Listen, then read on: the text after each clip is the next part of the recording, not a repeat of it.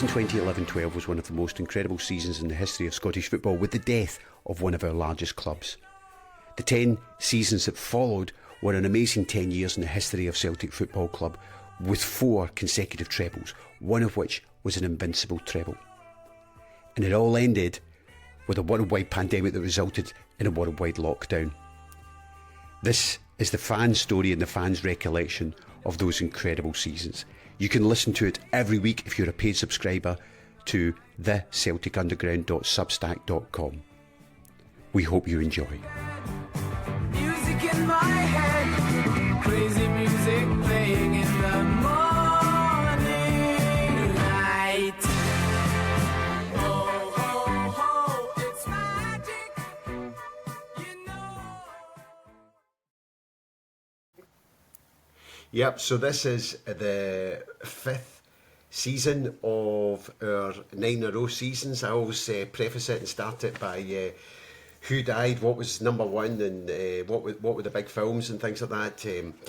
The number one when we opened the Champions League or the European campaign was "Are You With Me" by Lost Frequencies. Yeah. And when we started the league campaign, it was Black Magic by Little Mix. And I got to show. I know that one. The films, the big films, was a Bond film. There was Spectre, and there was a Star Wars film, The Force Awakens. So saw both of those. Big year for death. In fact, the winter of 2015-16 was the year when famous people were actually asking on Twitter why so many famous people were dying. Cilla Black, George Cole, Jackie Collins, Colin Welland, Lemmy, and then at the beginning of the year, Bowie, Alan Rickman, Glenn Fry, Terry Wogan. They were all in the first couple of weeks of the year. George Martin, Paul Daniels, Ronnie Corbett, Victoria Wood, Prince, and then just as the season finished, Muhammad Ali passed away. So it was a big year for celebrity deaths that year. I remember when Cilla died, it was a surprise. Oh, that is awful. You can get that in the Yeah. edit. So we started the season, Ronnie Dyler's in charge, and we have usual European stuff of we go into the European campaigns without the new signings coming in, and we're all a bit frantic. Hey, plus the challenge. Everybody's getting all uptight because the Sandfairs are not happening till the end of the window. We Champions League qualifiers. We play in Iceland. We win 2-0 away. At home, and then win 4-1 away. So that's quite comfortable. Then we have the really tight Carabag 1-0 at home and 0-0 away before in the playoff round where that made us drop into Europa League. We beat Malmo 3-2 at home with a really late goal against that made everything so fraught, and then we lose 2-0 away. So Stephen, St Anthony, do you want to kick us off with the Champions League qualifiers? Champions League qualifiers, just to mention something beforehand, there was 3 friendly games just before the Champions League qualifiers, and they were all played at Love Street, the new Love Street in Paisley. And I always found that very strange. Maybe somebody can remember the reason for that, I can't. It's because nobody was turning up at Celtic Park and it was costing us money to play friendlies at Celtic Park. Well, what I recall for those games is that tickets were really easy to get. You would think if Celtic were playing Real Sociedad and Dukla Prague in particular, who are good standard of European opposition, you would have a full house. And I think we did eventually fill it. However, the tickets were really easy to get. So sorry for digressing there, but no, but it's symptomatic of it. I do think whenever you're looking at the Celtic board and their prudent conservative nature, this around this time is ingrained into their psyche of fans not turning up and paying for stuff. Yeah. So moving on to the qualifiers, the Carabag was an absolute stress fest because we only had a 1-goal lead going into the second leg, and watched it. And the blessing these days is by now we can watch it live on TV It used to be worse in the old days, listening to the radio. It was a lot worse. But, we got through. But the Malmo one, that was always going to be the sticky one, the final qualifier. They weren't a great team.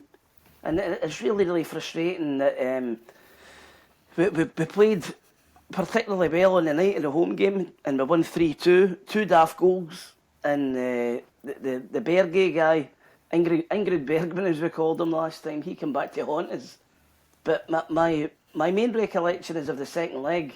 2 things. Van Dijk got ragdolled by a guy called Marcus Rosenberg, who was very, very physical.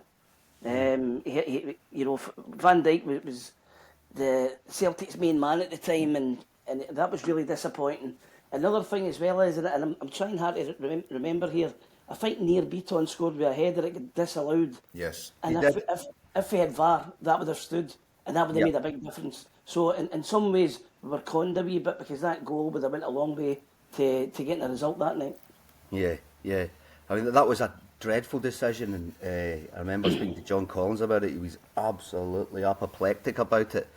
And what all strikes me is just that you mentioned that Van Dijk's head was elsewhere, because he left immediately after that. That was him, Southampton, I think. Was that his last game, the Yes. return leg? Because they said, we're holding on to you. As long as we're in these qualifiers, you can't go anywhere. And he was terrible in the first leg. If you watch the second goal late on that Malmo scored in the first leg, he's all over the place. His decision making is dreadful. But that was a terrible decision, the Beaton one, which would have changed everything. It always strikes me, you're going to hate me for this. I've just got to make this point. This is the opportune moment to hate this point. Celtic have had terrible decisions against them in the last 10 years in Europe. And nobody ever goes on about referees being crooked or referees having it against Celtic. I mean, I've just written a list of them just before we come on. Jeremy Tolan against Valencia a couple of years to come. Maeda's red card in Madrid. Real Madrid's 2 penalties by that woman referee. I think it was her first Champions League game. She was awful. There's Cameron Carter-Vickers' handball penalty against Leverkusen, littered with them. Celtic have had terrible decisions in Europe. Why people just assume the referees are garbage? How can they just be garbage here? It always strikes me as really strange. Why is there no some great player? Man United's penalty against Celtic in the in the Champions League, where the one that Boric saved. The dive. No, it was a handball, Maloney. Handball Maloney with a free kick when his hand was here in front of his face, which when I was being taught how to play football as a kid, if your hand's here, it's not a handball. And I think still especially if you're Connor Goldson. Yes, exactly. Or a penalty away against Leon. That was not. No, I mean, in most of these occasions, I will rant that it's big team decisions that happens, and you know, a lot of the ones that you mentioned, Real Madrid, Atletico Madrid, it's when we've been playing bigger teams. It's big team decisions that happen. Levels. Yes, but in this particular season, Robert, you get any memory of those qualifiers?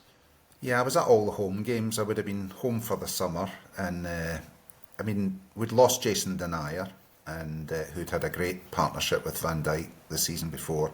We'd bought Dedrick Boyata and Jozo Siminovic, and Boyata was the guy that featured in these qualifiers. He got the breakthrough goal in what had been a pretty stuffy home game against Darnjan, the Icelandic team. He also got the only goal of the tie in the Karabag game at Parkhead quite late on. But, as was mentioned, Van Dijk wasn't great at all in the Malmo games, where 3 of the 4 goals we lost were from corner kicks, and the second goal in that game was actually an own goal, I think, by Dedrick Boyata. So very, very disappointing. I think when the playoff draw was about to be made, there was quite a lot of teams like Astana and Hapoel Tel Aviv, teams that we played in subsequent seasons that we probably would have fancied. And the only kind of tough-looking tie was either Partizan Belgrade or Malmo, who were, of course, thick into their domestic season at the time. So, the Parkhead game against Malmo, we were 2 up in 10 minutes. We looked as if we were going to just blow them away. But as Stephen said, Joe Ingeberget decided to show something that he never really showed when he was in green and white hoops. And, it was a bit like what Harold Bratback did to us all those years before for Rosenborg in the Trondheim game.